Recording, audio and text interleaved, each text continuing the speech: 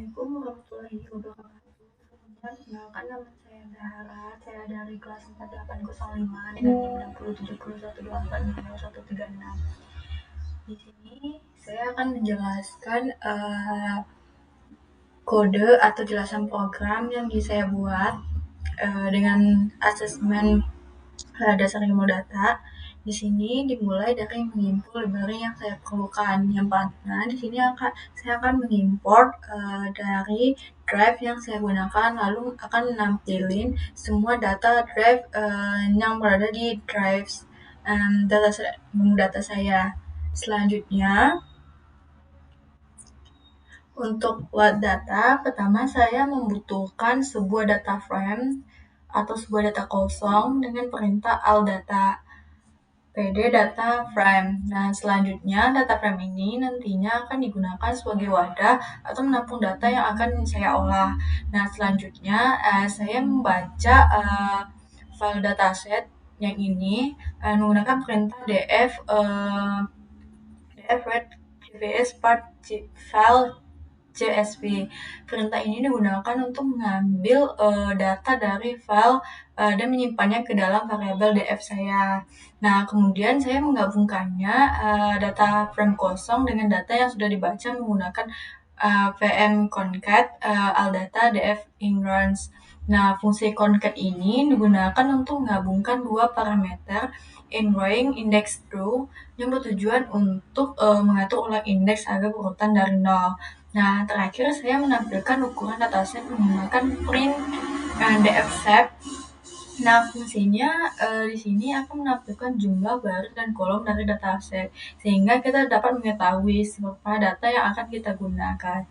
Ini output dari load dataset saya. Selanjutnya yaitu saya akan menampilkan 5 data pertama, yaitu saya menggunakan dhead, yaitu akan menampilkan 5 data yang pertama.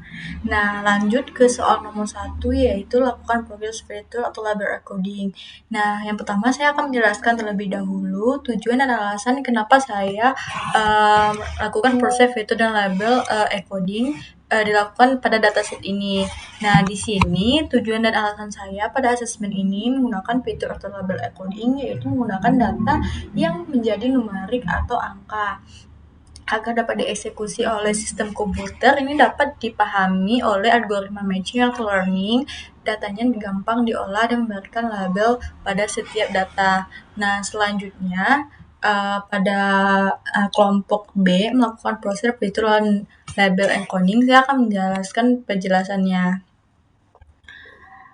Nah, pada proses data yaitu label encoding menggunakan Python, pertama saya akan mengimpor library yang dibutuhkan, yaitu Pandas, label encoding dari Screen Processing.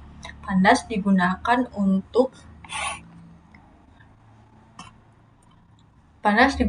mengolah data dan membentuk data frame, sedangkan label encoder digunakan untuk mengubah data kategori menjadi numerik.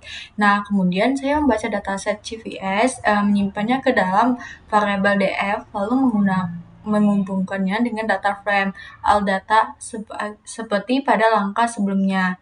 Selanjutnya, saya membuat objek label encoder dengan perintah label encoder.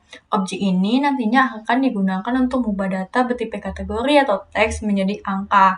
Setelah itu, saya melakukan perulangan pada setiap kolom yang memiliki tipe data objek dengan perintah ALDATA select datetypes. Nah, di sini perintah ini memiliki semua kolom yang berisi data seperti teks, gender, expression, atau kategori lainnya. Nah, dalam perulangan saya menggunakan naive transport data column. Fungsi ini bekerja dalam 2 tahap, yaitu feed membaca dan mengenali semua kategori unik dalam kolom tersebut.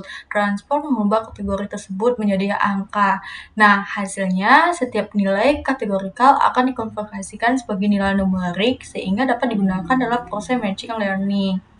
Dengan demikian, di kode B ini saya seluruh kolom bertipe objek dalam dataset telah berhasil diubah menjadi bentuk numerik. Nah, pada selanjutnya yang C yaitu print all data head. Nah, sini menampilkan data setelah proses filter atau label encoding. Pada bagian ini saya akan menampilkan data setelah diproses, yaitu dilakukan pada label tersebut. Saya menggunakan perintah tersebut untuk menampilkan 5 baris pertama dari dataset. Tujuannya adalah untuk melihat struktur data serta memastikan bahwa proses encoding telah berhasil dilakukan. Dengan melihat output, kita bisa ngecek nih apakah data sebelumnya terbentuk teks atau berubah menjadi sebuah angka. Selain itu, kita juga dapat memahami bagaimana bentuk data yang akan digunakan di proses analisis atau matching learn selanjutnya.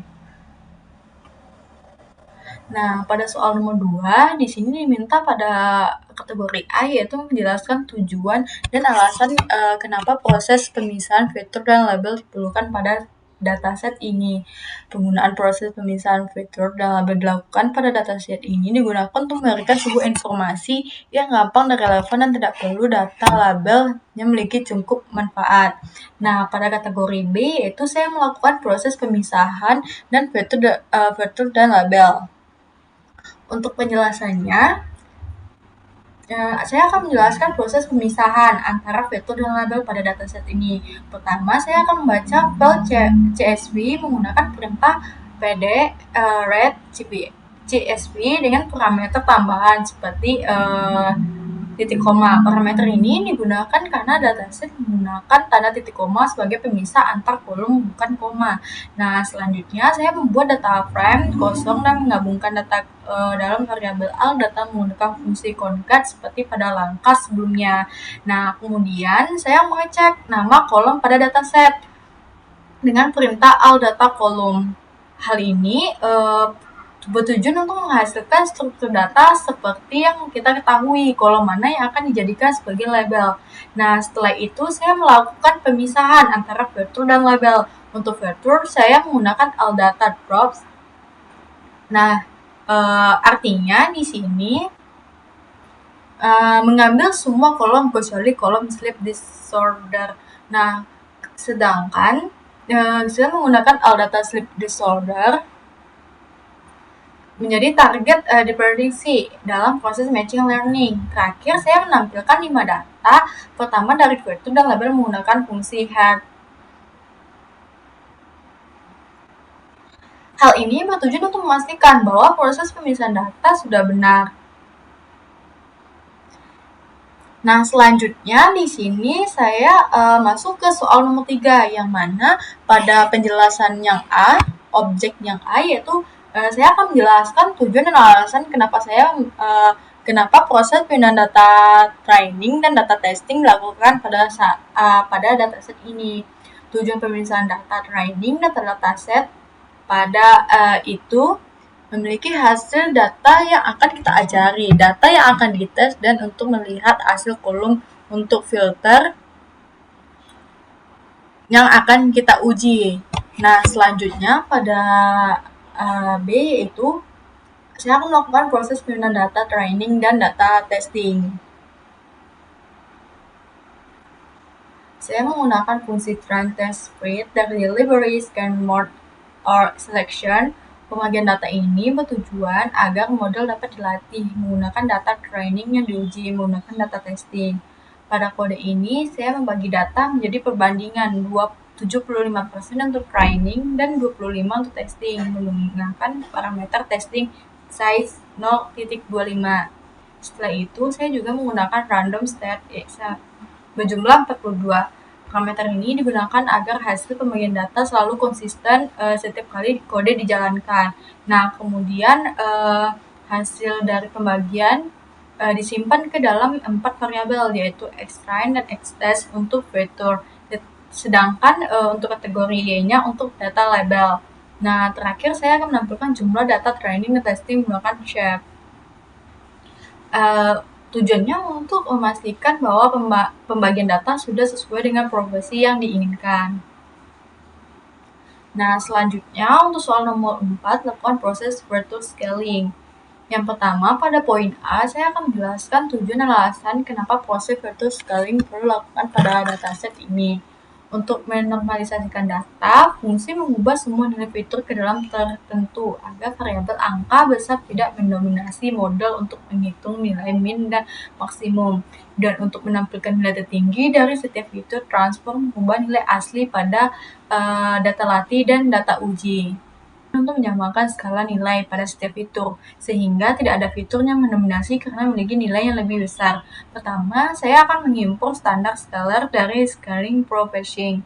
Kemudian saya memisahkan data numerik dari data training dan testing menggunakan select types dan integer 64 dan float 64. Hal ini dilakukan karena proses scaling hanya diterapkan pada data numerik. Nah, pada saat selanjutnya saya membuat objek scalar dengan perintah scalar standar scalar. Kemudian saya melakukan proses scaling pada data training menggunakan scalar fit transfer x tr ein nom.